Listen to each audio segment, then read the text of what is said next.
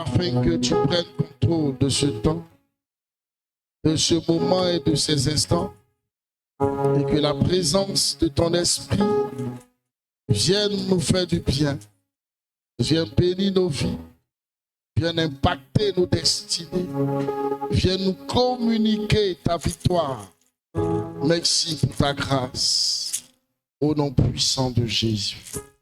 Amen. On peut acclamer encore Adonai. On peut encore acclamer Jésus très fort. Donne une bonne acclamation au Seigneur Jésus. Amen. Veuillez vous asseoir s'il vous plaît. Nous allons partager la parole de Dieu ensemble. Et ce que Dieu a mis à mon cœur est un message qui certainement fera du bien à la vie de quelqu'un. Amen. Regarde ton voisin le plus proche et dis-lui, Dieu fera du bien à ta vie. Dis encore plus fort, Dieu fera du bien à ta vie. Dis encore, Dieu fera du bien à ta vie. Alléluia. Je voudrais donc vous inviter dans le livre de Matthieu au chapitre 19.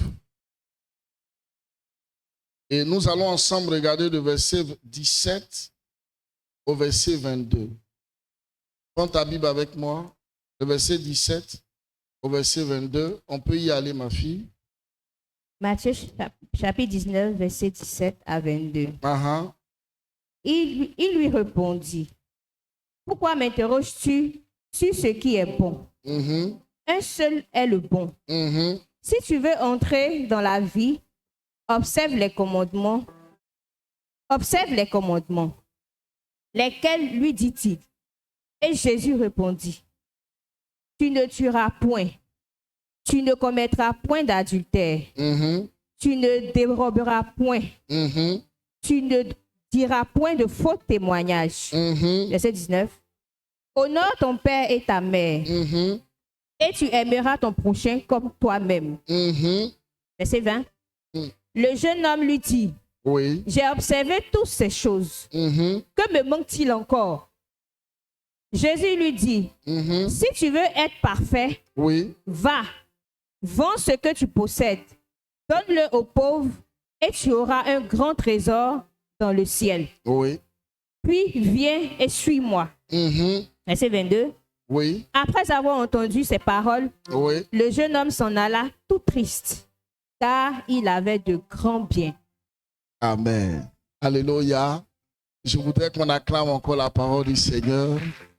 Gloire à Jésus. Ta façon d'acclamer la parole du Seigneur me dérange. Quand on veut acclamer un Dieu qu'on attend, on se tient debout et on lui donne une adoration digne de son rang. Alléluia. Acclame bien, acclame bien, acclame bien. Alléluia. Que Dieu nous bénisse. Assieds-toi, s'il te plaît. Écoute-moi. Ce que nous allons partager tout à l'heure, si tu veux, c'est l'une des clés les plus importantes pour que tu réussisses ta vie. Alléluia. Dis à ton ami, pour que je réussisse ma vie. Lorsque nous allons développer, tu vas comprendre pourquoi je parle ainsi. Amen. Suivez-moi, s'il vous plaît. Voici un homme, un jeune homme. La Bible dit, qui est venu vers Jésus pour poser la question? Vous avez lu le texte? C'est le jeune homme qui est venu voir Jésus et il lui pose la question de faire quoi? De savoir qu'est-ce qu'on peut faire pour avoir la vie éternelle. Alléluia. Et Jésus va lui dire, voici un certain nombre de commandements que tu dois observer. Alléluia. Il lui a dit, tu ne tueras point, tu ne commettras point d'adultère, tu ne rendras point de faux témoignages, tu aimeras ton prochain comme toi-même. Alléluia. Il dit, Seigneur, si c'est ça là seulement, moi, je fais ça. Il lui dit, ok, maintenant écoute-moi. Si tu veux être parfait, va et fais quoi? Vends tout ce que tu as, viens et suis-moi. Alléluia. Jésus lui a donné combien de recommandations? 2. Il lui dit, va et vends tout ce que tu as et viens suis-moi. Alléluia. Et la Bible dit le jeune est parti comment? Triste. Parce qu'il avait beaucoup de biens. Bon, il a été triste. Ça, c'est pour son argent. Maintenant, viens et suis-moi. Est-ce que là, il y avait une tristesse pour ça? Donc, non seulement il n'a pas respecté la première recommandation, mais la deuxième encore, il ne l'a pas suivi. Il est allé dans un autre chemin. Gloire à Jésus. Écoutez-moi, la clé de ce message se trouve dans l'intention de ce jeune homme à venir poser une question à Jésus. Dis à ton ami, c'était quoi son intention? Parce qu'il marchait déjà dans les lois de Moïse, n'est-ce pas? Bon, pourquoi lui, il voit le maître et puis il vient lui demander, Seigneur, qu'est-ce qu'on doit faire pour hériter la vie éternelle? Qu'est-ce qu'il ne connaît pas lui-même? Je vous pose la question, il connaît ou il ne connaît pas? Hein? Il connaît. Mais pourquoi il vient poser la question? Dis à ton ami, c'est ça la question. Pourquoi tu viens poser des questions sur des choses que normalement tu es censé savoir? C'est pour ça que Jésus lui a demandé, pourquoi tu me poses des questions si ce qui est bon, c'est ce qu'on sait. Écoutez-moi, frères et sœurs en Christ. Il y a des choses qui étonnent dans la vie des hommes.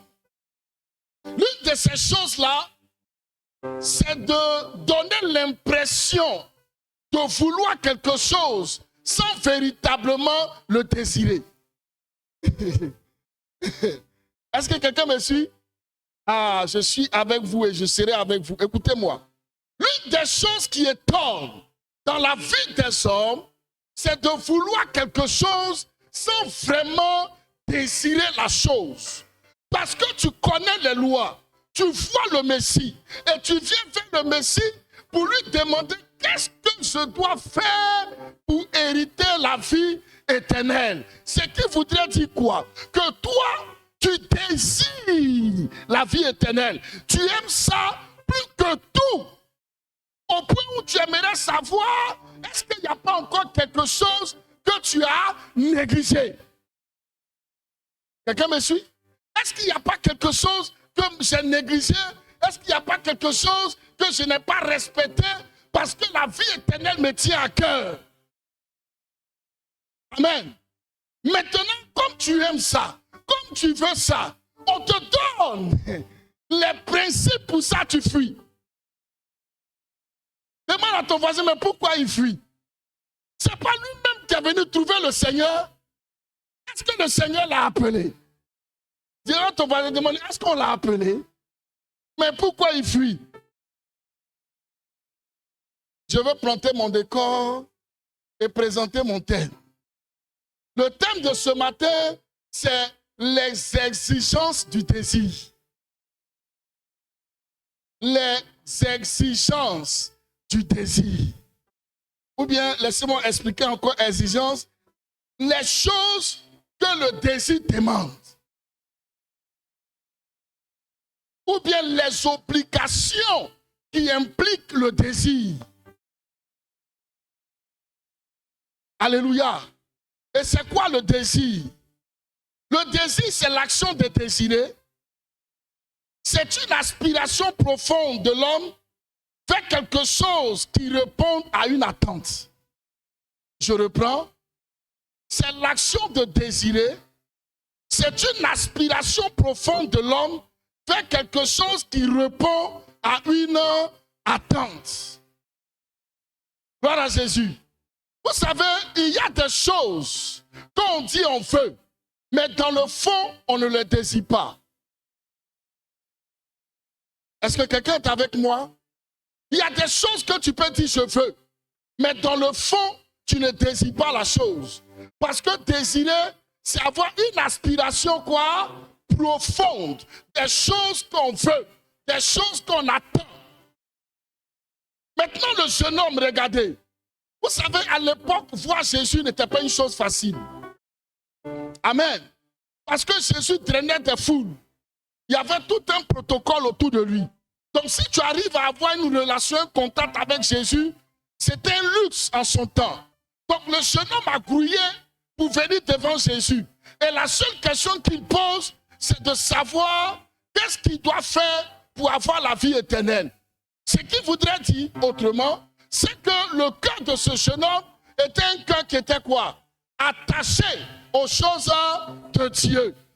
On voudrait comprendre que ce jeune homme-là désire avoir la vie éternelle. Maintenant qu'on lui donne les principes de la vie éternelle, il fuit. Ce qui voudrait dire quoi? Qu'à la vérité, il ne désirait pas la vie éternelle.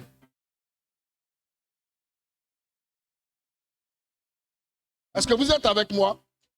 Si vous demandez à quelqu'un, qu'est-ce que tu veux dans ta vie? Il y a des personnes qui vont vous sortir des choses, en fait, qui font partie de leurs objectifs, mais qui ne désirent pas. Frères et sœurs en Christ, écoutez-moi. S'il y a une chose, écoutez-moi très bien. J'aurais besoin de votre attention, s'il vous plaît. S'il y a une chose que Dieu a mis dans la vie de l'homme pour permettre à l'homme de réussir sa vie, vous savez c'est quoi? C'est le désir. Dis avec moi le désir. Si ton objectif n'est pas un désir, tu n'arriveras jamais à bout. Quelqu'un me suit?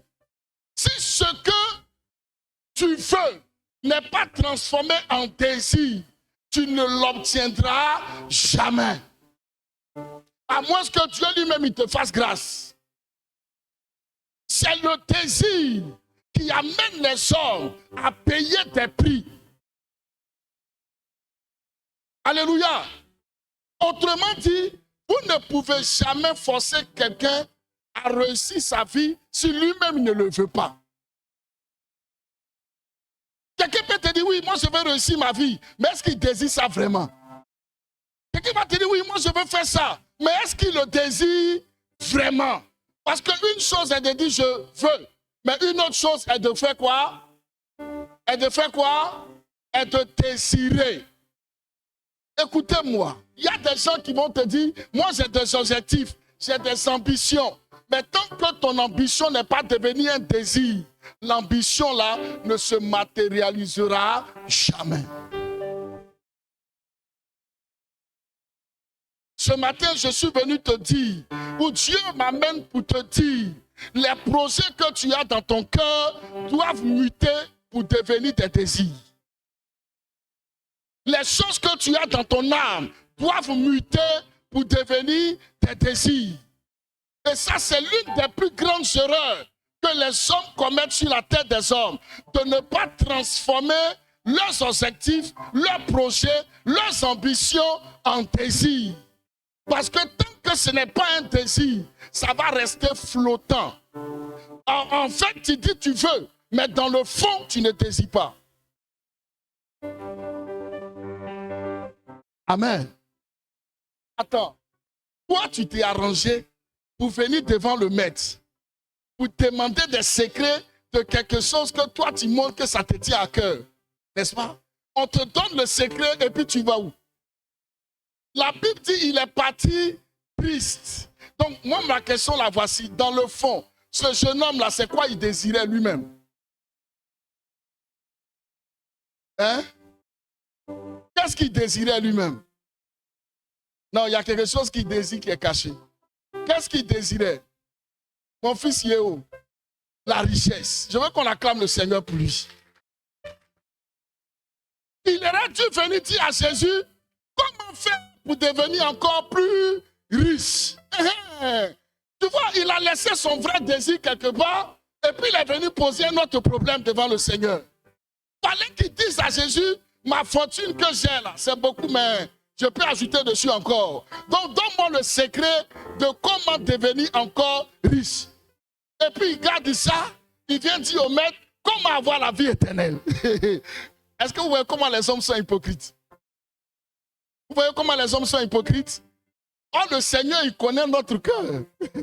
Oui, il connaît les secrets les plus cachés. La Bible dit, il sonde les cœurs et les reins. Donc, faut être honnête. Tu viens, tu dis, Seigneur, moi, je vais devenir encore plus riche. Il faut me donner les secrets. Le Seigneur lui aurait donné les secrets. Mais lui, il vient pendant que son cœur est attaché à l'argent et puis il dit, je veux la vie éternelle. Ah, pas que la vie éternelle et puis l'argent sont opposés. Hein. Mais ce que tu désires vraiment là, il faut le dire. Que de le cacher et puis de présenter autre chose. Je vais vous expliquer ici comment mon cousin a trompé notre grand-père avec sa plaie. Il avait une plaie au pied droit. Et comme le vieux le soignait avec lampe et puis le vieux ne voyait pas bien, il donne le pied gauche au vieux et c'est ça que le vieux soigne. Et quand le vieux soigne le pied gauche, il crie. Alléluia. Donc le cousin, dans le fond, il désirait que sa plaie guérisse ou pas. Mais si tu désires que ta plaie guérisse, il y a un prix à payer. Donne le vrai pied, on va soigner. Il donne l'autre pied. Jusqu'à ce que le vieux se dise, parce qu'il crie là. Est-ce que c'est vrai? C'est comme ça le vieux a attrapé le pied. Il dit, approchez la lampe, je vais bien voir. Donc depuis une semaine, le vieux est en train de soigner le mauvais pied. Amen. On est beaucoup dans la maison de Dieu. Notre véritable désir là, on a caché ça ailleurs. Et puis on présente autre chose au Seigneur. C'est pour ça que ça ne marche pas. Pose le vrai problème. Il faut arrêter de te jouer ou de te présenter sur une autre forme que tu n'es pas. Parce que Dieu nous connaît. S'il y a un lieu où on ne doit pas tricher, c'est dans la maison de Dieu. Parce que le Dieu compris là, il sait tout. Si tu veux, il faut cacher, mais lui, il sait. Donc tu gagnerais à être nu devant lui parce qu'il connaît déjà la vérité. Qui est béni d'être là? Maintenant, suivez-moi, s'il vous plaît. Quand vous avez un désir, suivez-moi, s'il vous plaît. Le désir là va vous obliger à faire un certain nombre de choses. Chaque fois qu'il y a un désir, le désir là va vous obliger à être quelqu'un de particulier. Chaque désir, derrière chaque désir, il y a des exigences, il y a des obligations. Amen. Je vais vous prendre un exemple simple avant d'aller plus loin dans les exemples. Un élève qui dit, moi je veux avoir mon concours ou mon examen, ou bien quelqu'un qui est en train de dire, je vais être premier de la classe. Si vraiment, être premier ou réussir son concours est son désir, qu'est-ce qui va se suivre? Qu'est-ce qui va s'en suivre? Il va faire quoi?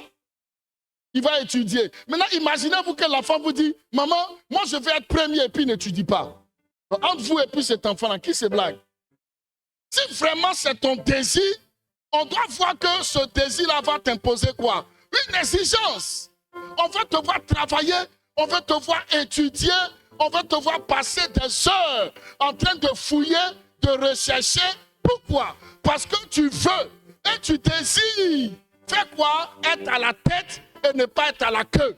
Et si tu veux être à la tête, il y a un prix à payer. Il y a des choses qu'on veut sans s'investir vraiment dedans. Ah, est-ce que je suis en train de parler à quelqu'un? Et parfois, on n'est pas honnête avec nous-mêmes. C'est bon, si on dit ici, qui veut devenir milliardaire? Wow. Qui veut percer? Wow. Mais dans le fond, est-ce que tu désires ça vraiment? Parce que si tu désires ça vraiment, il y a un prix à payer pour chaque chose qu'on veut.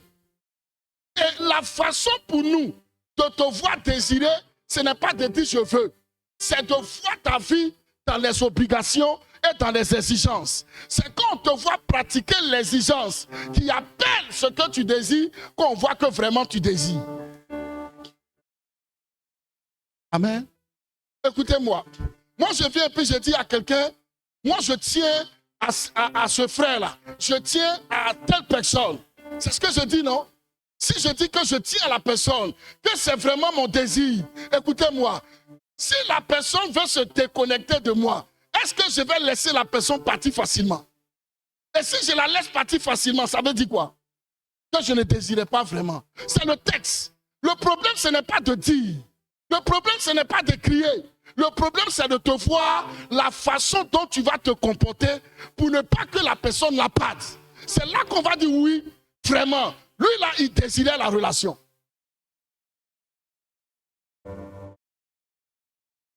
Je suis en train de parler à quelqu'un. Alléluia. Quand tu dis je désire quelque chose, c'est le prix que tu payes pour ça. Allons-y pour l'onction. Qui aime l'onction ici? On lève tous les mains. Mon interprète, tu aimes aussi l'onction? Ah ouais? Dans le groupe musical, qui aime l'onction? Alléluia. Alléluia. Oh, que le nom du Seigneur soit béni. Cette rangée, on aime l'onction, n'est-ce pas? On peut lever juste les mains. Salut la présence de Dieu. Alléluia. Voyez, on peut facilement dire, moi là j'aime l'onction. Moi là j'aime voir la gloire de Dieu. Moi là je veux voir la puissance de Dieu. Mais dans le fond, tu ne t'investis pas vraiment pour ça. Est-ce que vous me comprenez? Tu ne t'investis pas profondément dedans. Tu peux le dire, mais sans vraiment poser les actes qui vont avec. On va faire conférence des pasteurs. On va mettre thème. On va bonifier dans l'onction. Les gens vont remplir la salle. Mais tu as regardé au milieu d'eux là. Tu as trouvé 4 ou 5 personnes qui désirent vraiment l'onction. Sinon, tous les autres là, ils cherchent mais ils ne désirent pas. Parce que le désir là, c'est une aspiration tellement forte qu'elle va t'amener à braver toutes sortes d'épreuves. Je vous dis, ce qui peut vous amener à ne rien entendre, à ne rien regarder, à ne rien voir, c'est le désir. Quand vous désirez quelque chose, peu importe les menaces qui sont devant, peu importe les injures que vous recevez, vous foncez quand même, vous avancez quand même. Il y a une jeune femme qui a dit à sa belle-mère, et c'est l'une des histoires qui me donne. Normalement, c'est bizarre, mais il y a toujours problème entre la belle-fille et la belle-mère. Mais regardez le cas de Ruth la Moabite. Sa belle-mère lui dit, hey, ma petite, tu es avec Orpa et toi, mais mon mari est décédé, mes 2 filles sont mortes. Moi, j'ai appris que Dieu vient de bénir mon pays. Moi, je vous laisse, je veux partir. Orpa dit, d'accord, maman, on a passé de bons temps avec toi, mais moi, ok, je reste. Et voilà Ruth la Moabite qui dit, non, non, non, maman, il ne faut pas te presser de me laisser partir. Où tu iras là, j'irai. Ton Dieu sera mon Dieu et ton peuple sera mon peuple. Mais comment la belle-fille a pu dire ça à sa belle-mère? La belle-mère est en train de lui faire du bien. Pourquoi? Parce que tant qu'elle n'a pas libéré, c'est comme si elle est toujours l'épouse de la maison. Est-ce que quelqu'un me comprend? Elle la libère pour qu'elle refasse sa vie. Mais la fille, la Ruth, elle aime tellement sa belle-mère. Parce que la belle-mère n'a rien. À l'époque, les femmes ne travaillaient pas comme ça. C'est les hommes qui faisaient la famille. N'est-ce pas? Donc la femme qui a perdu son mari, il lui reste quoi? Rien du tout. Ses 2 fils qui allaient l'aider aussi sont morts. Donc normalement, il n'y a plus rien à gagner dans l'affaire. On ne peut pas dire que si elle a libéré, elle a mal fait. Mais la fille a dit non. Maman, moi je reste attaché. Ton Dieu là, il sera mon Dieu. C'est ce qui a frappé la belle-mère. C'est pour ça que quand ils sont arrivés en Israël, la femme l'a tout fait pour coacher la petite, pour qu'elle rentre dans la cour des grands. Donc je veux dire que le désir là, c'est trop fort. C'est l'une des choses que Dieu nous donne. Même regardez, quand le désir est mauvais, parce qu'il y a des mauvais désirs, hein, et puis il y a les bons désirs. Moi, je suis en train de parler du désir et du bon désir. Si toi, tu as pris ton désir pour mettre dans les mauvaises choses, attends, c'est pas si ça que je prêche ce matin. Est-ce qu'on est d'accord avec moi? Oui, il y a des mauvais désirs. Il y a de très mauvais désirs. Si quelqu'un met son désir dans les mauvaises choses, les amis, vous allez beau parler. Vous n'avez pas remarqué, il y a des gens, vous allez beau parler, beau donner conseil. Quand conseil, il va remplir 2 bassines. Quand il finit, il s'en va faire ça. Vous n'avez jamais vu ça? Quelqu'un a déjà vu un collègue comme ça? Quelqu'un a déjà vu quelqu'un comme ça? Mais pourquoi la personne fait après tous les conseils? C'est parce que le cœur de cette personne-là est attaché. La personne a un profond désir, une aspiration forte pour ça. Donc pour qu'elle arrête, il faut briser l'aspiration. Si tu n'as pas brisé l'aspiration, tu n'auras rien fait. Alléluia. À qui on n'a pas dit, il ne faut pas sortir, il ne faut pas faire ça, et puis tu es parti. À qui on n'a pas dit ça? Mais parce que c'était un désir. Il y a tout le monde, on a mis un tableau noir pour dire ça là. Oh, c'est pas bon du tout. Mais c'est ça même que tu fais. On va pas dire, ah ouais, ça c'est vrai. Hein? Mais c'est ça même. tout de suite, là, mais c'est ça que tu t'en vas faire. Pourquoi? Parce que le désir est entré dans la chose. Quelqu'un me suit? Donc ce désir-là, il faut le transformer pour l'amener dans la bonne direction. Parce que le désir, il est neutre. Hein? Amen. Il est neutre. Tu peux le prendre pour dire, le désir là, je le prends pour réussir ma vie, comme je le prends pour détruire ma vie. Si tu le prends pour détruire ta vie, tu vas vraiment détruire ta vie. Et tu vas détruire ça avec brio, avec fracas et tétamar. Tu vas bien réussir même pour détruire ça. Mais si tu veux réussir ta vie, que tu utilises le désir, frère, même la sorcellerie, le plus grand de tous les sorciers ne pourra pas t'arrêter.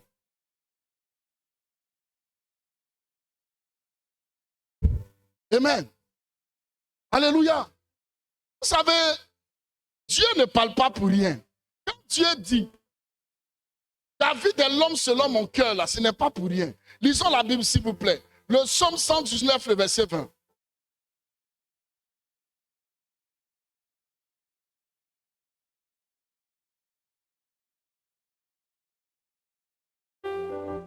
Psaume 119, le verset 20. Dis-moi ça, ma fille. Verset 20. Mon âme est brisée par le désir qui toujours la porte vers tes lois. Pour reprendre ça bien. Mon âme est brisée par le désir qui toujours la porte vers tes lois. Alléluia. En français, terre à terre, David est en train de dire que chaque jour que Dieu fait là, son âme désire quoi? Les lois de l'Éternel. Son âme là, le brise et le pousse vers quoi? L'observation des lois de l'Éternel. Mais il y a qui son âme est comme ça? Toi-même ton âme là, ça t'envoie où? Alléluia. David, c'est dit, il se voit et puis il voit que son âme aime les lois de Dieu. Regardez où se portent ses désirs. Ses désirs ne se portent pas sur sa fortune, sur sa royauté, sur son nombre de mandats, mais son désir se porte vers les lois de l'Éternel. Où se trouvent tes désirs, mon frère? Tous un voisin demande-lui, toi, tes désirs sont où? Faut le toucher bien, dis-lui, tes désirs sont où? Faut toucher quelqu'un, dit, mon frère, attends, tes désirs là sont où? Amen. C'est pour cela que la Bible dit dans le psaume 37, le verset 4, fais de l'Éternel tes délices, il te donnera quoi? Ce que ton cœur désire. Donc quand vous priez, Seigneur, donne-moi ce que mon cœur désire, toi-même là, tu as fait de Dieu tes délices. La parole de Dieu là, c'est des lois, c'est des principes. Arrêtez de prendre les émotions pour chercher Dieu, ça ne va pas marcher. On ne prend pas émotion pour chercher Dieu. Comme une fille qui dit à sa camarade, tu as prié, non? Elle dit, il faut pleurer maintenant, il va faire. Pleure un peu. Tu penses que quand tu as prié, puis tu as pleuré, c'est là que Dieu va dire, oh, elle est en train de pleurer. Comme c'est ma fille, on va lui donner. Dieu ne marche pas comme ça. Si tu veux, tu as pleuré jusqu'à tes yeux seront plus rouges que quelqu'un qui a Apollo. Mais il ne fera rien. Parce que Dieu marche dans sa parole. Amen. Les gens se donnent des conseils. Hein? Tu pries à quelle heure même? Sinon, moi, je prie à 5 heures. Mais c'est pour ça qu'il ne fait pas. Il faut venir un peu derrière. Viens vers 1 heure, 2 heures. Là. Ce moment-là, hein, si tu as prié là, il va faire. Ce n'est pas une affaire de 1 heure, 2 heures. Ce n'est pas une affaire de prier. Ce n'est pas une affaire même de se prier sur le côté gauche, prier sur le côté droit. Ça n'a rien à voir avec ça. Quand même tu pries, il faut prier selon les lois et les principes de Dieu. Il faut prier selon la connaissance que tu as de Dieu. On ne prie pas pour prier. Mais pour avoir la connaissance des choses de Dieu, il faut que la connaissance de la parole de Dieu soit prioritaire pour toi. Que tes désirs soient dans les lois de Dieu. Alléluia. On a l'église ici, mais il y a des choses qu'il y a des gens qui ne peuvent jamais laisser.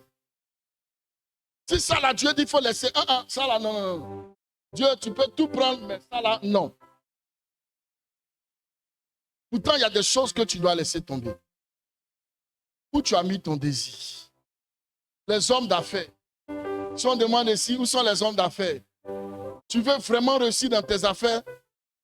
Tu veux qu'on parle de toi en tant que grande femme d'affaires, grand homme d'affaires? Mais si ton désir n'est pas dedans, tu ne vas pas arriver à bon port. Pourquoi?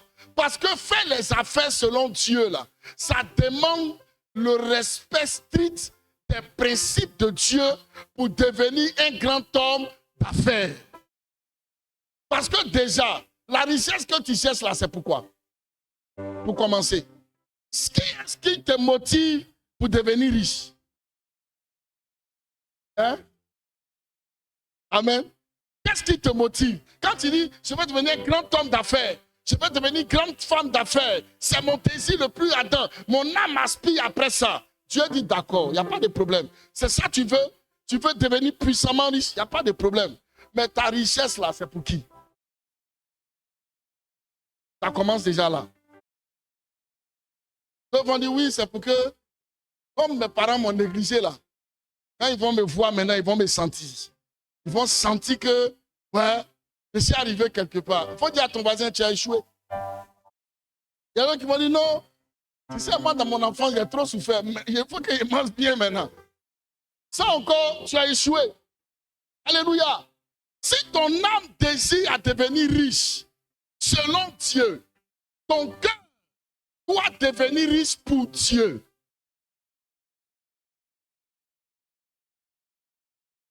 Ça, c'est d'abord la première chose. Et comme ton âme veut devenir riche pour Dieu, tu vas voir que de tous les principes qui sont dans la parole de Dieu, là, partout où on parle de richesse à Dieu, tu es attaché à ça que les autres.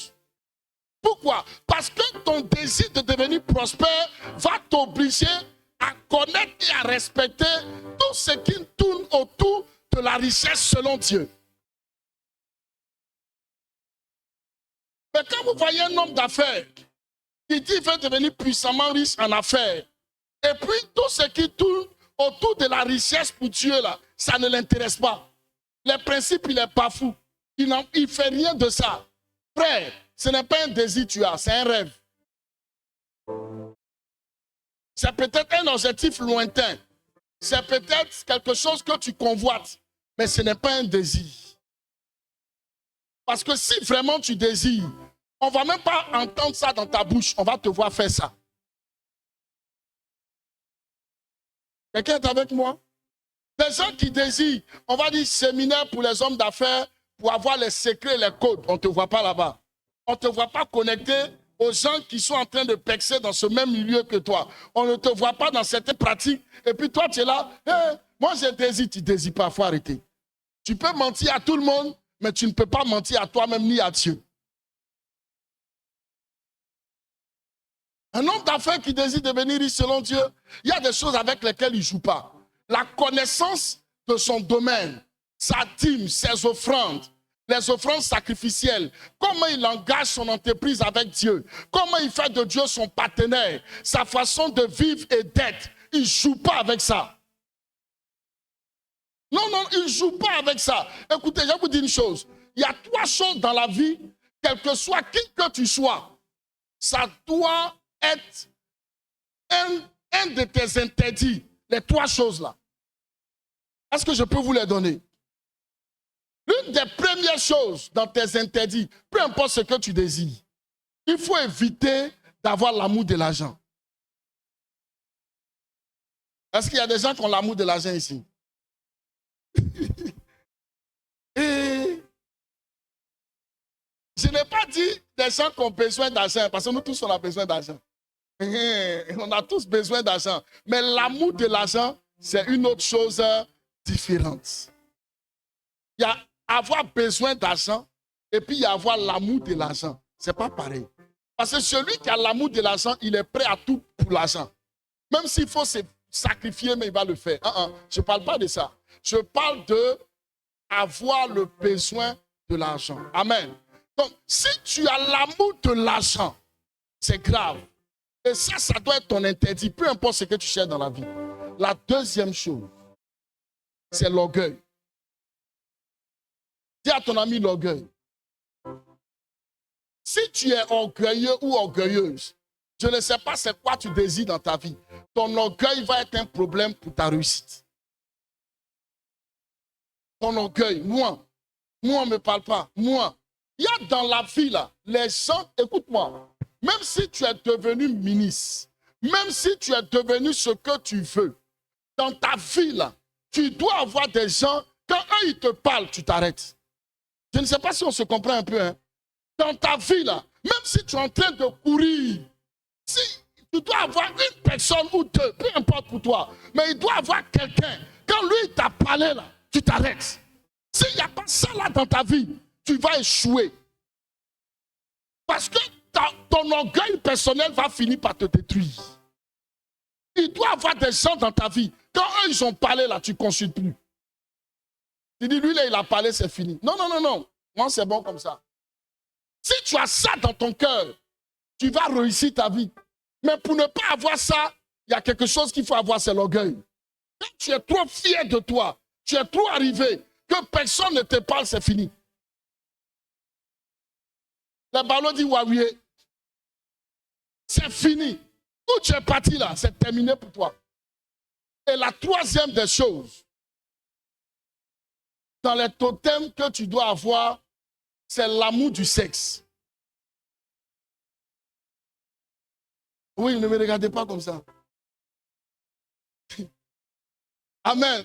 Les gens qui me regardent, ils se disent, non, non, non, ne me regardez pas comme ça. Voilà, moi je prêche, d'accord? L'amour du sexe. Un homme d'affaires qui se balade partout ne va jamais réussir sa vie. Parce que tu vas prendre des énergies partout, tu n'arriveras nulle part. Une femme d'affaires qui se balade partout, tu n'arriveras nulle part. Est-ce qu'on se comprend? Donc, peu importe ton désir, pour les désirs spécifiques, tu peux avoir ces totems, mais les trois là, ça passe partout. Amen. L'amour de l'argent, l'orgueil et l'amour du sexe. Tu es frivole, tu te balades partout.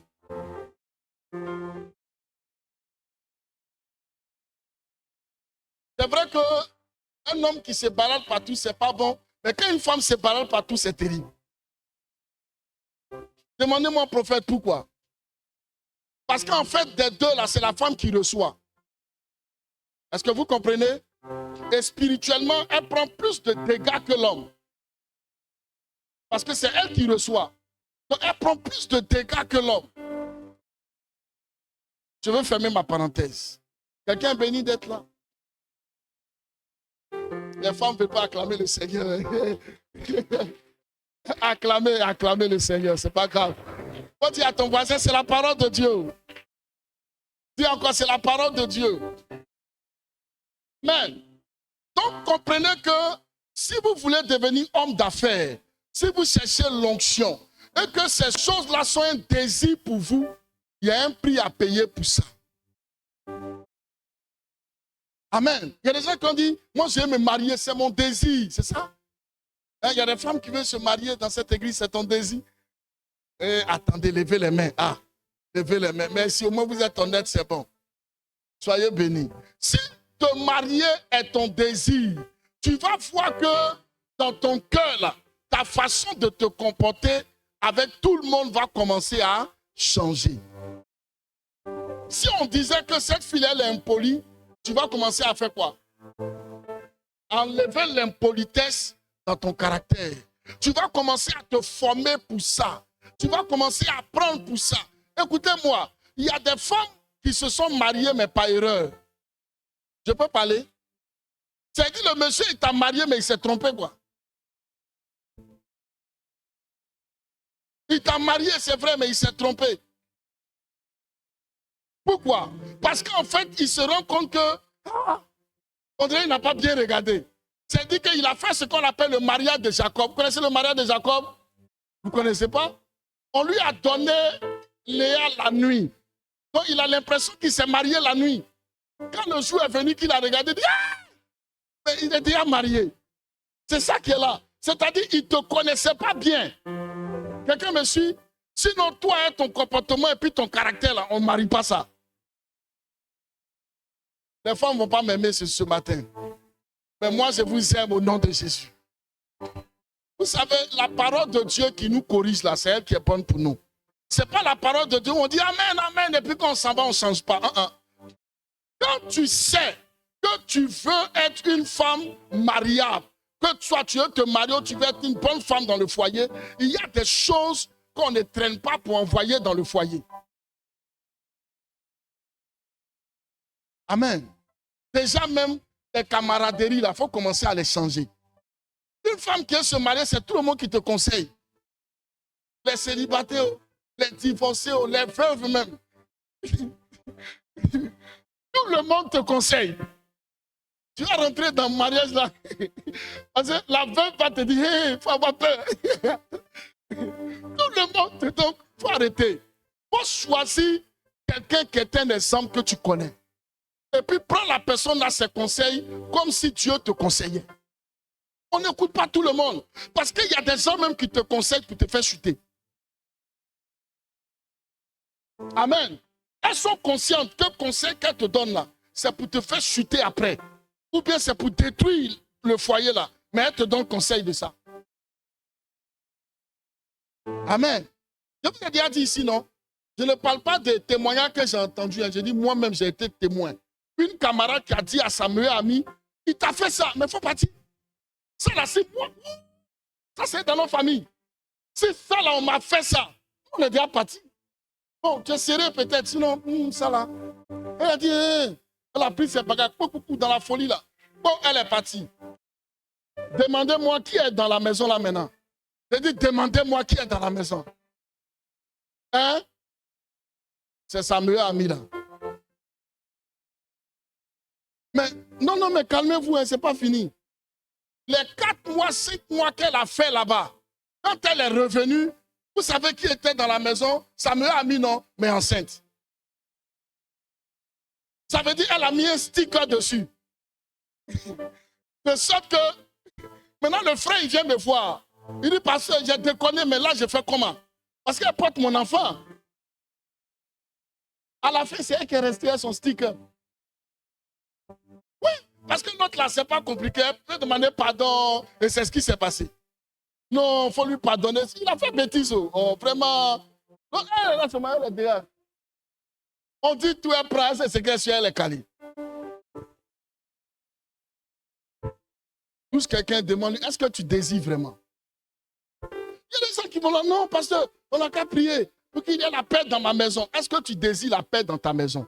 Parce que si tu désires la paix dans ta maison, il y a un certain nombre de comportements qu'on commence à adopter. Alléluia. Vous savez, nous les chrétiens, on a tellement prié, on aime tellement la prière qu'on a oublié les principes de la terre. Parce que pour nous, comme on prie, Dieu va tout faire à notre place. Mais non, il y a des principes de la vie. Amen. Si tu as allumé du feu, que tu as mis ça sur ton corps, ça ne va pas te brûler. Non, Dieu va faire un miracle. Non, il ne va pas faire un miracle. Il va faire un miracle. Non, tu allumes le feu, tu mets dans la braise, c'est bien chaud. Et puis tu parles la langue, il va faire un miracle. Mais c'est ce que la plupart des femmes font. Tu allumes le feu dans ta maison, le feu est en train d'envahir. Au lieu de chercher l'eau pour éteindre, tu es en train de prier. Seigneur, il faut faire tout son cœur. Comment elle va toucher? Avant que tu ailles toucher son cœur, la parole que tu as libérée, il faut la retirer. Le comportement que tu as fait, il faut t'en excuser. Et puis, il faut arrêter. Que de commencer à jeûner et prier. Ce n'est pas partout on jeûne et puis on prie.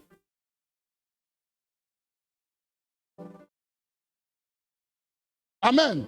Dis à ton voisin, est-ce que tu désires ça vraiment? Il faut lui poser la question, est-ce que tu désires vraiment?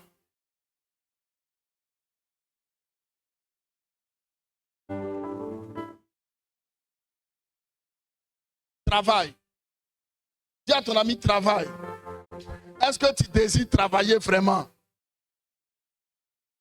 Vous savez, une église où le pasteur fait programme, jeudi à 8h et puis l'église est remplie, le pasteur et le peuple sont en danger. Vous me demandez, prophète, pourquoi? Ce n'est pas un réveil spirituel. C'est une assemblée de paresseux. Parce que véritablement, si tu es en train de travailler, tu as fait comment pour être là jeudi à 8 h? Dites-moi. Si moi, j'ai mis un programme jeudi à 8 h, 9 h, je sais que vous voulez venir, n'est-ce pas? Mais est-ce que vous pouvez venir? Est-ce que vous pouvez venir? Mais pourquoi? Hein? Parce que chacun est occupé. Quand tu dis, je veux travailler, et que c'est ton désir, il y a un prix à payer pour ça. Alléluia.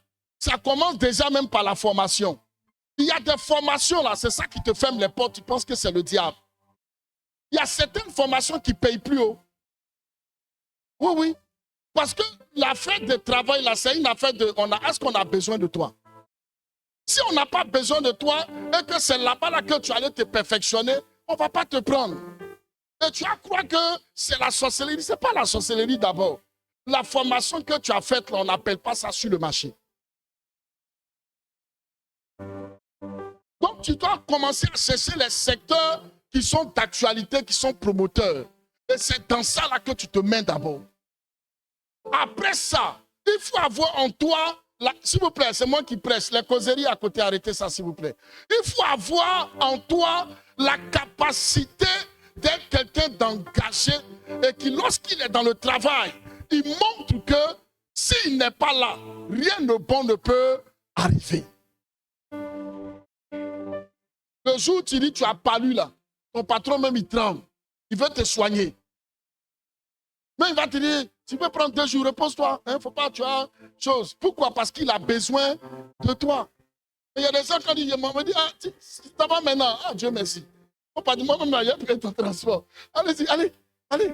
Parce qu'on peut te remplacer facilement. Amen. Amen. Donc comprenez-moi, les promotions qui arrivent là, ce n'est pas seulement par la prière, ce n'est pas seulement par les jeûnes. La prière et le jeûne, c'est bon et je veux que vous priez. Dieu même veut qu'on prie.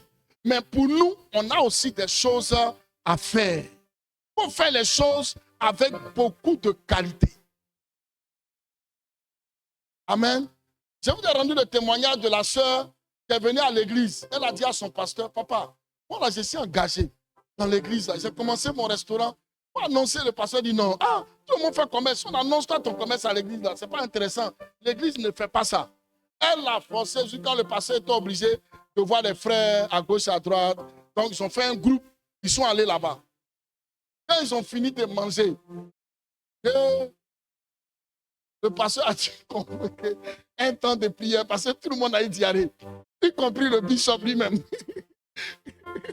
Et lui, sa diarrhée l'a traîné sur 2 semaines, comme c'était lui qui était devant. Ça l'a pris sur 2 semaines. Amen. Vraiment, je vous pose la question. Après, quand le pasteur va finir sa diarrhée, là, il va revenir là-bas. Il va revenir là-bas. Non, non, répondez-moi. Il reviendra là-bas. Pourquoi? Il va revenir. S'il ne vient pas, c'est que c'est les sorciers de la famille de la fille là qui ont fermé la route. C'est les sorciers, non? C'est les liens de famille. C'est l'esprit de non-accomplissement. C'est les démons d'attaque. Mais pourquoi? Vous n'êtes pas d'accord avec. Ah, donc vous comprenez que tout n'est pas la prière. Il y a des comportements que nous avons qui nous ferment les portes.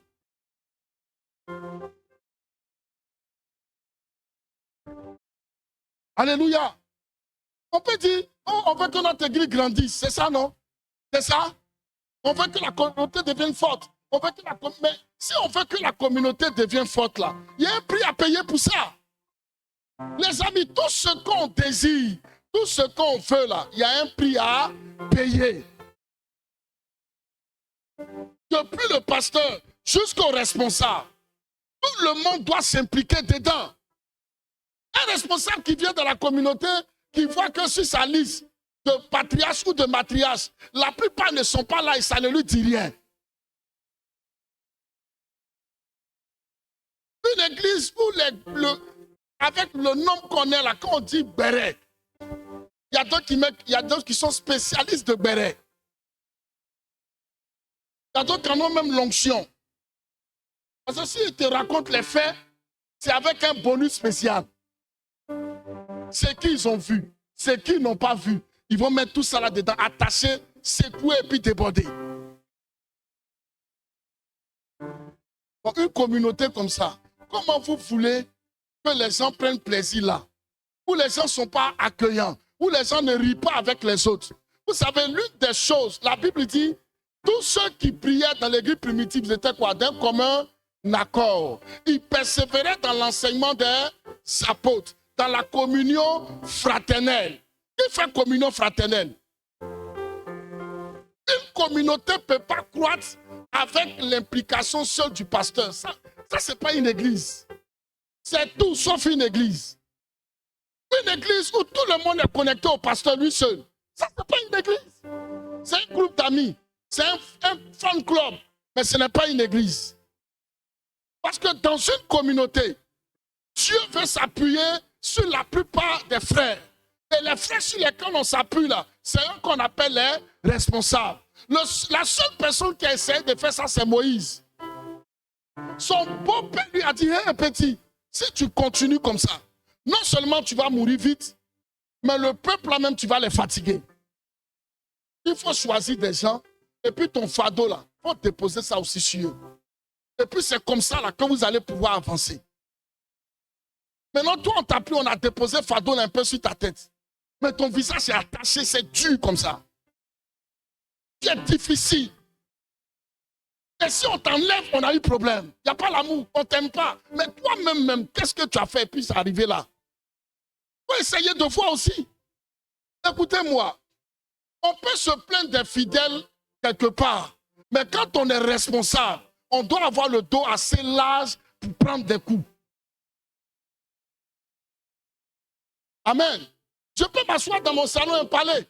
Sinon, lui, il a fait ça. Mais à la fin, là, je suis conscient que je dois te prendre à tes défauts pour te supporter et puis t'envoyer là où Dieu t'appelle.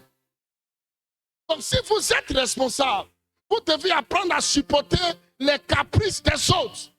Une nouvelle personne qui vient d'arriver, tu veux qu'elle n'a qu'à être sainte ou comment? Quelqu'un, il vient de donner sa vie à Jésus. Peut-être que c'est une jeune fille, elle est venue à un mini. Toi qui es la maman là, tu commandes à mettre carabine sur elle. C'est la sirène là. Quelle sirène tu as vu encore? Il faut laisser sirène là. Maman, laisse sirène là. Toucher une maman à côté, dit, il faut laisser sirène là. Il faut la toucher encore, dit, laisse sirène là. Parce que si elle n'avait pas sirène là, elle n'allait pas venir à l'église. Si elle n'avait pas sirène là, elle était déjà dans une autre communauté. C'est parce qu'elle a sirène là, qu'elle n'est pas encore dans la communauté, puis elle est venue. Donc toi qui es la maman là, il faut te mettre à côté d'elle. Ce que tu as compris de Dieu, et que tu sais qui est bon, il faut commencer à mettre ça dans sa tête. Il faut commencer à lui donner de l'amour. Il faut commencer à l'aider à se dépouiller. Et puis tu vas voir, si ce que tu es en train de faire là ne paye pas. Mais cette jeune fille là, même quand il y a une annonce même, la première personne qu'elle va aller se référer là, c'est qui? C'est toi. À un moment, on a dit telle chose, c'est comment? Bon, ma fille fait comme ça, d'accord. Dans nos responsables, on a des responsables qui n'ont pas de filleuls. Et puis chacun de nous, on souhaite que l'église grandisse. Tout le monde. Oui, mais parce qu'aujourd'hui, on n'a pas vu quelqu'un. Tu veux voir qui? Qu'est-ce que toi, tu as fait? Et puis les gens sont là. Je vais vous poser une question. C'est la parole de Dieu qui a gagné le monde, non? C'est ça? C'est ça, non? La parole de Jésus, là, ça a gagné le monde, oui ou non? Oui ou non? Moi, je vous pose la question. Jésus lui-même, au soir de son ministère, il avait combien de disciples? 12. Voilà, je n'ai pas dit un homme, hein. J'ai dit Dieu incarné en chair. Il a travaillé pendant 3 ans. Quand ils ont fait son bilan, là, il restait combien de personnes? Il restait, non, dites-moi ça fort. Il restait 12 personnes. Et puis vous voulez qu'un homme mortel, faible comme Yapi, vous voulez que moi seul, je dépasse, alléluia, je dépasse de très loin ce que le Seigneur a fait. La Bible dit, il n'y avait jamais quelqu'un qui a fait miracle plus que Jésus. C'est vrai ou c'est faux? Quand il a fini son ministère, On dit, viens, on va faire le point. Il n'y avait que 12 personnes. Et même 12 personnes là, il a fallu qu'il aille chercher Pierre. Sinon, Pierre avait fui le travail. Il a fallu encore qu'ils aillent voter pour qu'une personne rentre parce que Judas est pendu. On fait bien le calcul, il restait 10 personnes. Et même dans les 10 personnes là, il y a 9 qui avaient fui. Le seul qui est resté à la croix, c'est Jean. Après sa résurrection, il s'est assis, il a dit aux disciples, il a dit à Pierre, est-ce que tu m'aimes? Pierre dit oui, il dit non. Il faut perdre mes brebis. Il dit, Pierre, est-ce que tu m'aimes? Pierre dit oui. Il dit, il faut perdre mes brebis. Il dit, Pierre, est-ce que tu m'aimes? Il dit, ah, mais Seigneur, toi-même tu sais que je t'aime. Il dit, il faut perdre mes brebis. Maintenant, regardez. Jésus a mis en 12 personnes son onction, sa vision. C'est les 12 là qui ont gagné le monde entier. Lui seul, il a fait 12. Et les 12 ont propagé l'évangile au travers le monde entier. Pierre a pris la parole. Il a fini de prêcher. La Bible dit environ 3000 personnes se sont converties le même jour. Et quand Jésus, lui, il a fini, c'était 12. Ici, là, on est plus que 12. Le problème, c'est qu'on pense que chacun n'a pas d'implication. Chacun ne doit rien faire. On finit la semaine, on vient dimanche, et puis on veut se voir nombreux. Mais ça va être possible comment? Ça peut être possible comment?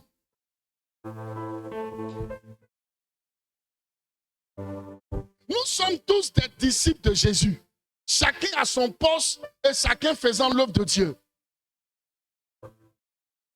Ne crois pas que cette affaire d'évangélisation, cette affaire de soigner l'image de ton église, cette affaire d'être impliqué dans l'œuvre là, c'est une affaire de pasteur, c'est faux. Si on t'a dit ça, c'est faux. La Bible dit Dieu a donné les ministères pour le perfectionnement des saints. Donc quand on perfectionne un saint, c'est pour qu'il s'asseye? Non, c'est pour qu'il soit utile. Il y a certains miracles qui se trouvent lorsqu'on fait l'œuvre de Dieu. Oui, je vous assure. Il y a des miracles là. Tu vas beau prier, beau jeûner, tu as trop semé, tu as trop prié, tu vois que c'est tendu, commence à t'impliquer.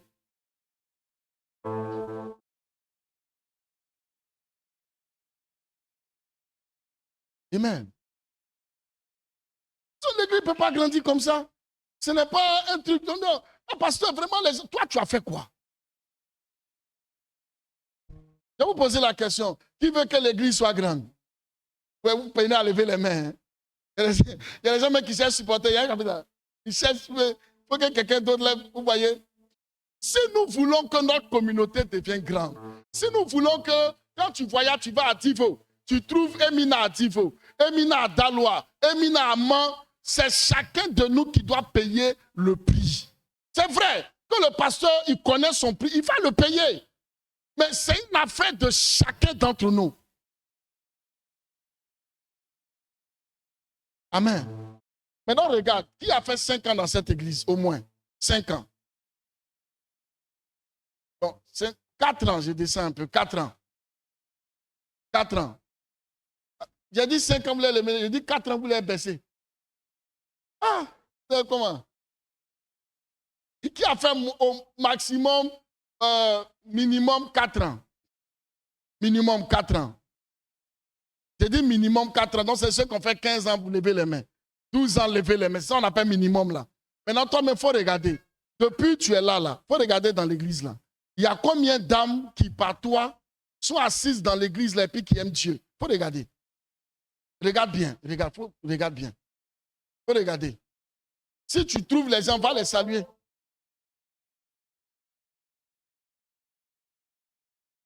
J'ai dit, va les saluer. Va les saluer. Vous voyez, ce sont des indices qui montrent que Emina, c'est une église de choco. C'est une église de choco.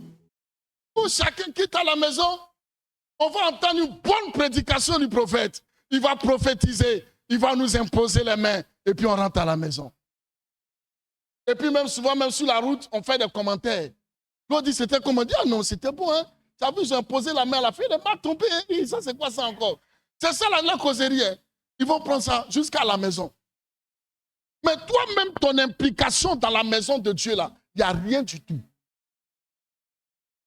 Amen. Mais allez-y voir ailleurs, vous allez voir ce qu'on appelle diacre, ce qu'on appelle responsable. Vous allez voir l'implication de ces gens-là. Des mamans qui ont fait 3 ans, 4 ans dans les communautés, vous allez voir leur engagement.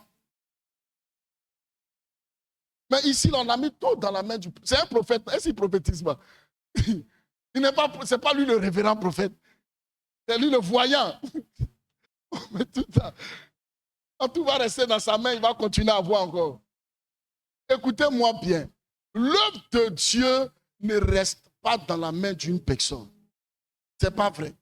C'est chacun d'entre nous qui apporte sa pierre. Quitte à l'édification, quitte à l'évangélisation, quitte à la promotion de la communauté. Il y a une communauté qui est à côté de nous ici, vous la connaissez. Bien grande, etc. Ils sont en évangélisation tous les jours. C'est le pasteur qui est au Carrefour, jamais. Eux, ils sont plus de 2000 là. Ils sont tous les jours en évangélisation. Maintenant, vous qui n'êtes pas nombreux, vous êtes des blancs. Des Choco, Bana Choco et Zali Choco.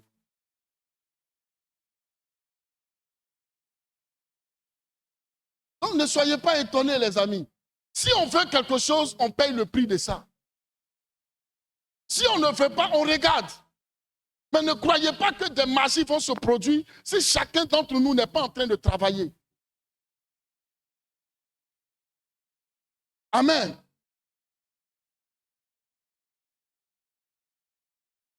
Mais c'est vrai.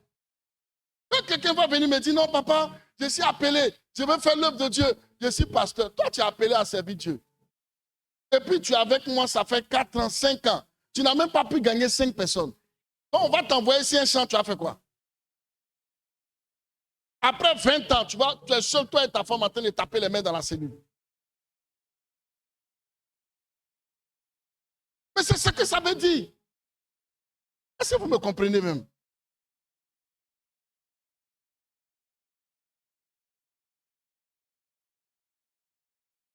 Pour que moi, mon père spirituel m'appelle, pour me dire non, à partir d'aujourd'hui, là, nous, on reconnaît que Dieu t'a appelé. On va te consacrer, on va prier pour toi, on va te présenter à l'assemblée. Les amis, j'ai payé le prix. Ce n'est pas le prix de seulement jeûner et de prier. Tu pouvais regarder dans l'assemblée et puis tu vas voir des gens qu'on a fait venir dans le Seigneur, qu'on a encadrés qui sont dans le Seigneur. Les gens aussi qui sont venus d'eux-mêmes ou que d'autres ont invités, que nous avons coachés. Ils sont devenus nos fils et nos filles qui sont assises dans l'église. Tu n'as pas encore payé ce prix-là. Maintenant, et si on t'a fait? Toi-même, tu es là où on ne demande pas beaucoup de choses de toi. Hein. Que de gagner des âmes, c'est difficile. Et où tout va peser sur ta tête.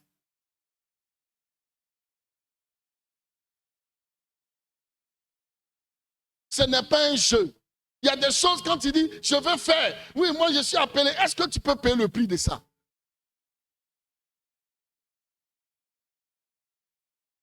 Vous ouvrez une porte, une petite fenêtre comme ça. Quand Emina a démarré dans le salon d'un commissaire à la CEI, vous connaissez la CEI, non? CEI. C'est pas CIE, CEI. Voilà, la commission de faire les élections là. Il y avait un papa là-bas dont la fille avait tumeur cérébrale. Ils ont fait les papiers, on devait aller l'opérer aux États-Unis. C'est comme ça que je suis rentré dans la maison. Et puis on a prié. Dieu a fait disparaître la tumeur. Et le monsieur était tellement content, il dit qu'il veut me voir. Donc je suis allé, on a échangé. Ce papa-là a commencé à soutenir mon ministère. Donc quand le Seigneur m'a appelé à sortir de la grande communauté où j'étais, pour maintenant bâtir un minacle dans laquelle vous êtes aujourd'hui, c'est le papa-là qui a dit, si Dieu t'a donné cette vision, viens commencer dans mon salon. Est-ce que tu me comprends? Dans le salon, il y avait communication, il y a groupe d'intercession, il y a diacre, il y a responsable, il n'y a rien du tout. Moi seul là, je mets tam-tam. Vous voyez ma voix là, quand ils chantent, mes filles là se moquent de moi là. Cette voix là, c'est elle qui a commencé à Emina. Hein. Je mets mon tam-tam, je tape et puis je chante. Amen. Je tape et puis je chante. Les gens viennent, une, deux. Il y a d'autres qui disent, ah, église qui est dans le salon. Bon, ça là, c'est compliqué. Hein? C'est comme ça, petit à petit, le salon du commissaire de la CU est rempli. Il n'y a même plus de place. Et le Seigneur me dit, tu ne vas pas faire cellule. Hein? Moi, je t'ai appelé à bâtir l'église. Tu arrêtes la cellule, tu passes dimanche. Je dis, ah, Seigneur, on a fait cellule là. Les gens sont venus, tu dis de laisser cellule, de faire dimanche. Mais si elle fait dimanche, qui va venir? Il dit, tu m'obéis. Je suis allé voir la maman là. Je lui ai dit, ah, maman, Dieu dit de laisser les cellules de samedi là. On n'a qu'à passer dimanche. Elle dit, mais tu es fou. Ça, ce n'est pas Dieu. Ce sont tes pensées. C'est les liens des familles là. C'est ça qui est en train de... Oui, mais en fait, ça ressemblait à ça. Demandez-moi pourquoi. Parce que le papa là, tous les samedis, quand lui il est assis, s'il n'a rien dans sa poche, c'est 100 000 son offrande. Ah, vous comprenez maintenant, non? Donc, pour mon petit studio là, quand lui fait une seule offrande le samedi, tu vois comment il plane, non? Voilà. Donc, elle dit, mais si mon mari ne vient plus dans la cellule là, parce que lui, dimanche, il va ailleurs. Samedi, il est toi. Mon mari, il aime trop ton ministère. Il ne faut pas faire ça. Parce que si tu mets ça dimanche, il ne va pas arrêter d'aller là où il va. Il va arrêter de venir. Donc, il faut aller bien réfléchir. Je suis revenu. Elle dit, il faut aller réfléchir un mois encore. Je suis revenu. J'ai dit, maman, on passe dimanche. Dans sa colère, là, elle dit, il faut passer dans les gazons. Bon, Salomon, on n'est pas là, on va faire que dimanche. Tu vas rester dans nos maisons. Il faut aller au gazon. Il faut aller dans les gazons. Le Dieu qui t'a appelé, peut-être va te donner un conseil là-bas. Quand je suis allé dans les gradins, j'ai attrapé le même tam-tam là. Les amis, personne n'est venu le dimanche. J'ai dit, personne. Et ce jour-là même, pour bien commencer, maman était de garde. Elle n'était pas là. La vieille là, c'est la vieille, la maman de la dame. C'est elle seule qui est venue s'asseoir. Je tape, la vieille la danse. Non, il faut que je vous dise ça. Parce que quand je tape, la vieille la danse, j'ai dirigé, j'ai prêché. J'ai fini, on a dit Amen. La vieille a offert offrande, 100 francs. Non, parce que souvent quand on parle, il y a des gens qui pensent que c'est un jeu. Ou bien quand tu vois quelqu'un, tu te dis, mais il y a un prix à payer. Il y a un prix à payer. Si tu ne t'es pas un lion à la base, ça là, tu ne peux pas rester longtemps dedans. Tu ne peux pas. Et c'est comme ça qu'arrivé un moment, la femme l'a dit, bon d'accord, il n'y a pas de problème, il faut rentrer au salon. Mais oui, mais tous ceux qui venaient samedi, ils sont allés où? Ils sont retournés dans leur communauté. C'est pour ça que quand vous regardez, il y a des prophètes qui font que les samedis soirs. Vous avez déjà vu, non? Et puis ils disent qu'ils ont du monde. Il faut faire ça dimanche. Mais dimanche matin, tu vas apprécier ton travail. Où tout le monde finit de faire culte et puis ils viennent. C'est pas ça. Il faut faire ça dimanche matin. C'est comme ça Emina a démarré. Une, deux. On a repris encore. Jusqu'à le salon encore est rempli à nouveau. Vous savez, un salon à partir de 20-25 personnes, c'est rempli. Hein? On est d'accord? Et c'est comme ça qu'on a quitté le salon et qu'on est passé sur le terrain qui était à, comment on appelle ça, Carrefour Bernard. Et puis c'est parti. Maintenant, toi, tu me regardes, tu viens t'asseoir devant moi, tu dis, papa, Dieu m'a appelé, il m'a choisi. Est-ce que tu peux payer le prix là? Si même actuellement, là, je te dis, reçois la grâce, va pour qu'on démarre quelque chose. Je reste convaincu, même après 5 ans, tu es encore là-bas. Tu vas m'appeler même dans les pleurs. Donc, ce qu'on veut là, quand on dit on désire quelque chose, il y a un prix qu'on paye. C'est pour ça que la Bible dit qu'il y a beaucoup d'appelés et puis il y a quoi? Il y a peu de lus. Parce que l'élu là, il doit respecter un certain nombre de critères. Parce qu'avant que les choses ne finissent, l'élu là, il fuit. Il abandonne le mandat. Il dépose ça même dans un tiroir, il signe même Bic Rouge dessus. Il y a un prix à payer. Alléluia. Donc quand tu vois ton pasteur, il est là, il marche. Si quelqu'un a parlé, il faut dire, toi la tête, toi, pour fermer ta bouche. Tu ne sais pas où il est quitté et où il s'en va. Je crois que c'était quand on a parlé, c'était le vendredi, non? Je vous ai parlé d'un papa à sa nuit de noces. À sa nuit de noces, c'était sous blouson. Il a fait sa nuit de noces. Moi, je vous pose la question, c'est quelle femme qui va accompagner un homme dans sa nuit de noces, ils vont dormir sous blouson? Vous êtes combien? Hein, les mamans Soko, Bana Soko, Isali Soko. Tu vois? Mais pourtant, ce papa-là, aujourd'hui, il voyage aux États-Unis, en France, comme si il partait à jamais. Ça n'a pas été facile pour lui. Il a payé le prix. Mais moi, la personne même, je veux saluer, c'est sa femme. Pour accompagner un homme comme ça, aller dormir dans la maison inachevée, passer la nuit de noces sur son blouson. Il y a des filles qui m'ont dit, ça là au-dessus de ma tête. Ça, c'est le diable. C'est dit, le démon qui était dans la grotte de la famille là. C'est ce démon-là qui est tombé sur notre vie. Quoi? C'est pour ça que je veux parler aux hommes. Les femmes qui ont payé les prix avec vous, là, ne les laissez jamais. Il n'y a aucun homme qui acclame le Seigneur. On dirait que vous ne m'avez pas attendu. J'ai dit les hommes, les femmes qui ont payé les prix avec vous, ne les laissez jamais. Peu importe ce qui peut arriver, une femme qui a payé un tel prix comme ça avec toi, comment tu peux la laisser? Si tu le fais, c'est que toi-même tu as mis de la malédiction.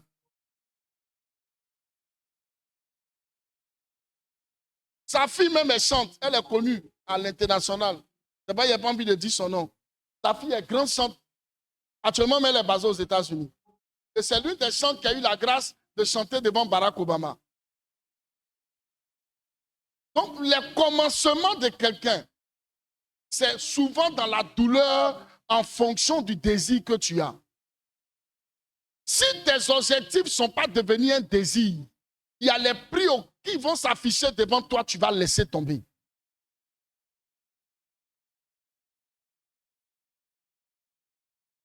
Amen. Laissez-moi me donner une histoire, je vais finir tout à l'heure.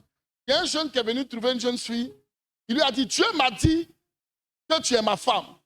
Elle dit, tu es sûr que c'est Dieu? Il dit, le Seigneur, c'est même pas audiblement, il est venu en personne pour me dire que tu es ma femme. Elle dit, ah bon? Il dit, ok, elle dit, bon, assieds-toi.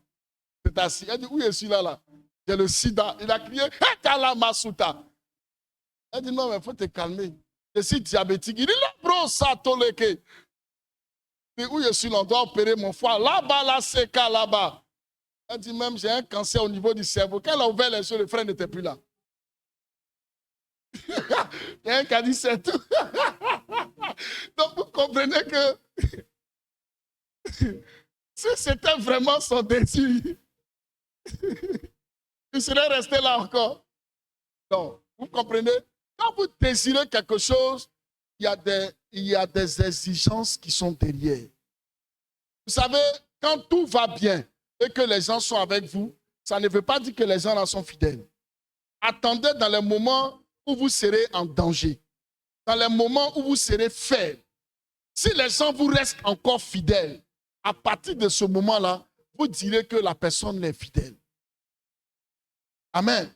Quand quelqu'un est brisé, quand quelqu'un n'a pas les moyens, et puis il s'abaisse, ça, ce n'est pas de l'humilité. On appelle ça la malice. Il faut attendre. Quand il va avoir beaucoup d'argent, et puis il s'abaisse là, tu vas dire, ça vraiment, il est humble. Quand il y a des humilités là, quand la personne n'a pas l'argent, ce n'est pas humilité, il faut bien le regarder.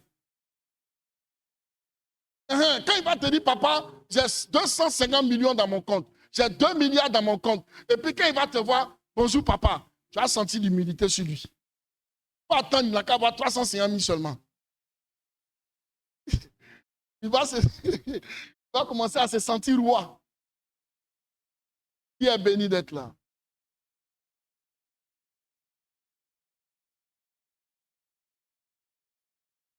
Alléluia. Écoute-moi, je vais finir pour dire ceci. Il y a beaucoup de choses que tu veux, c'est vrai. Mais pour que tu les atteignes, tu es obligé de transformer ça en désir. Et si c'est devenu ton désir, écoute-moi, le prix à payer ne sera pas aussi grand pour toi. Parce que le désir là, va te donner la force de faire quoi? De transcender les épreuves. Et je crois que ce matin, Dieu te donnera de réussir. Shalom.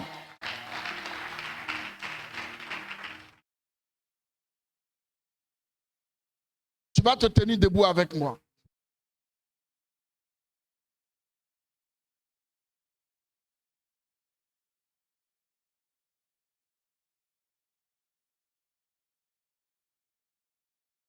Tu vas dire avec moi, Seigneur Jésus, à partir de ce matin, je déclare que le désir commence à m'habiter. Seigneur Jésus, que mon objectif devienne mon désir et que tu m'amènes à payer le prix pour ce désir. Que ce désir ne soit pas aussi grand pour moi. Donne-moi de désirer et de payer le prix du désir. Qu'aucun prix ne soit assez grand pour moi. Commence à prier le Seigneur. Parle à Dieu, s'il te plaît.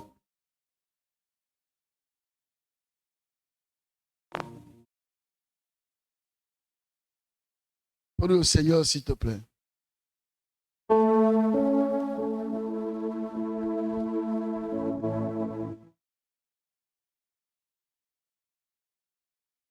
Parle à Dieu. Je ne désire que toi. Je ne désire que toi. Assoiffé de ta présence. Prie le Seigneur, s'il te plaît. Je ne désire que toi. Je ne désire que toi. Assoiffé de ta présence. Mon âme soupire après toi. Mon âme soupire après toi.